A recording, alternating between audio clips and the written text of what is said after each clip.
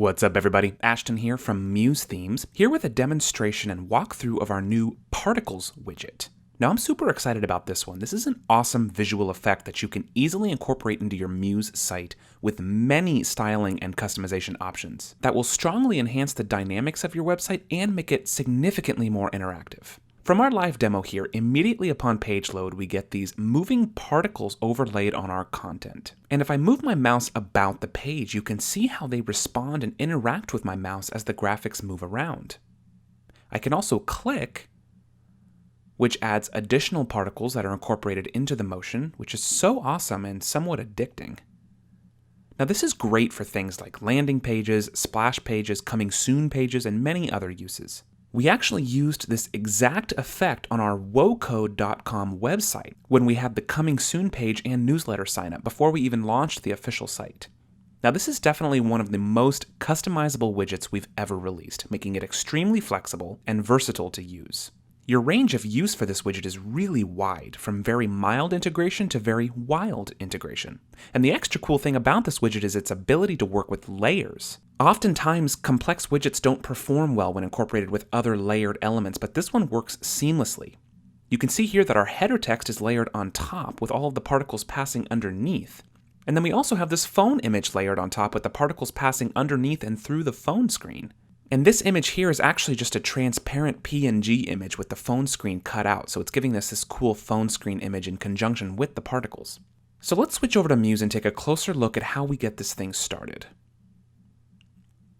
I'm working with the project file for the live demo that we just saw with the widget removed so we can create it from scratch. Now all we've got here is a browser fill image, which is the blue colors and the shadow image of the phone. And then we've got the phone image itself, again just a transparent PNG with a see-through phone screen, and then two text boxes centered here in the middle. So let's jump into our library. We'll drag our Particles widget out, and we'll drop it in the center of our page. Now you're welcome to resize this however you like. The area of the widget element itself will represent the space of the particles, so you can grow it or shrink it, or in this case I want to go full width with it. There we go. And I'll raise it up to line up with the top edge of our page as well. Now, as I mentioned, this works great for layering. Since we just dropped this on our page, it's sitting over top our text boxes and phone image. So to fix that, let's go into our Layers panel, and we'll expand our drop down here. And of course, like I said, we can see the Particles widget sitting on top. We also see our two text boxes and our PNG image. So let's do this. Let's drag the Particles widget to be the bottommost layer. There we go. Now let's jump into the Settings panel of the Particles widget. Lots of options here, so let's just begin. First option is a drop-down for breakpoint mode. Now this is more of a functionality setting than a styling setting. The breakpoint system in Muse has always been challenging when developing widgets, so we've created a system here that allows the use of this widget for all breakpoint cases. If your page doesn't have any breakpoints at all, then simply leave this on no breakpoints. But for the other two, we have normal breakpoint and responsive breakpoint. So just select the one that corresponds to the way that your page is set up, and the widget will adjust and function accordingly. Background color. Now this is an important setting, because the background color applies to the widget background only, meaning it will only appear where the widget is actually placed and sized. Many users will want to select transparent so that anything behind the particles will show up, but the option is here to incorporate some color in there if you wish. For now, let's just switch this to transparent.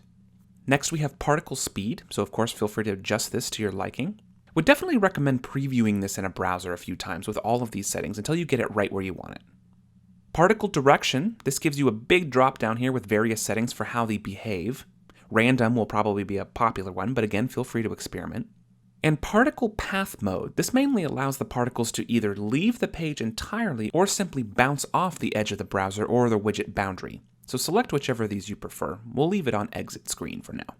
Then lastly here for this upper section, we have a toggle for bounce between particles. This allows the shapes or particles to collide or bounce off each other as they move. So let's click this on. And let's give this a browser preview now just to see our progress. And there we go, we're already up and running. We can interact with this just as before. The particles are running off the page just as we set it.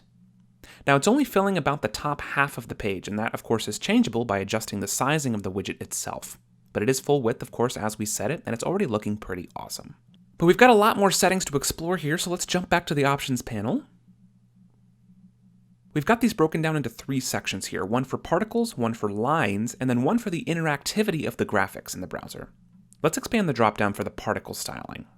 Tons of options here for changing the look, density, color, shape, speed, and opacity of the particles. Literally limitless options here. For the sake of demo, I'm just going to play around with a few of these. Let's double the particle count to 160. And we'll give them a light blue color. And for shape, let's switch this up to stars. Particle size, let's double it to 6. But we'll leave the size randomizer on so that it still varies. And if you have it on random, you can also change the minimum size here if you wish. Let's turn on animate particles, just so we can see some contrast here. You can also add a stroke or an outer border to the shapes here if you choose. I'll just go ahead and leave them off now though, since I did give them a color fill, but this option is here for you if desired. And finally, opacity. You can set it here along with the option to randomize it. So let's leave it at 70%, but we'll turn on random just for fun. And let's do another preview. Okay, from just a few moments of customization, you can see how drastically different of an effect we can create here. We have the shapes actually animating and varying with random sizing, just as we set it. Also with our blue color fill, and we have stars now, which is neat, and we can still interact just as before. Pretty awesome. Real quick, let's explore these last little bit of settings in the panel. Let's check out line styling. This section here is a bit more straightforward, but allows you to toggle on and off the lines if you wish, and control their size, color, opacity, and width. So again, another method of completely transforming the look of this simple but versatile effect, especially changing the line distance. You'll find that by increasing or decreasing this will give you a drastically different look for the effect as a whole. And finally, let's go into interactivity settings. This controls how the effect will adapt to the user hovering and clicking throughout, as well as the option to disable either of those functions. But when enabled, you can first select the hover activity mode, and we've got grab, bubble, and repel. And we've already looked at grab, so let's switch this to bubble. And then you've got all the corresponding sizing settings beneath it here, depending on which one you choose. So here we can set the distance that the bubbling will be affected, and of course the size of the bubble. And finally, for click interactivity, we've got push, remove, and repel. Let's make it repel, meaning when the user clicks, the shapes will repel the mouse in a cool kind of path clearing kind of manner. Great, let's preview this once more. Awesome. So first we can see our stars bubbling up wherever I hover my mouse, which is really neat. And then if I start clicking, everything is repelling the space of the click, making a big empty space, which looks really cool in my opinion. Okay, before we wrap up, I want to give this one more preview with a couple of our original settings tweaked here from the top of our settings panel. First, I just want to demonstrate background color, just to give you all a comparison of what exactly that does to the look. So let's go with a dark blue. And then for particle direction, some of you may be wondering what exactly it does when it's not switched to random. So let me drop in here and we'll make this top right. Cool. Let's just give it one more browser preview. Wow, okay, significantly different. So as you can see, the background fill affects only the space that the widget is placed. So depending on your design, this would only come into play in some cases. Definitely, if you want the effect to occur over top of an image or other design element, you'll want to keep this on transparent. But as for direction, you can see setting it to top right gives the animation a bit of a consistent flow towards the top right of the page. So you've got lots of options there from that setting and from all settings, making this not only an awesome effect, but something with incredible versatility. So thanks again for watching our Particles demo. We hope you enjoy this one and find it unique to both Muse and general web design. I'm pretty excited to use this one myself. So have fun, and of course, as always, if any issues arise, don't hesitate to hit us up in support. Take care.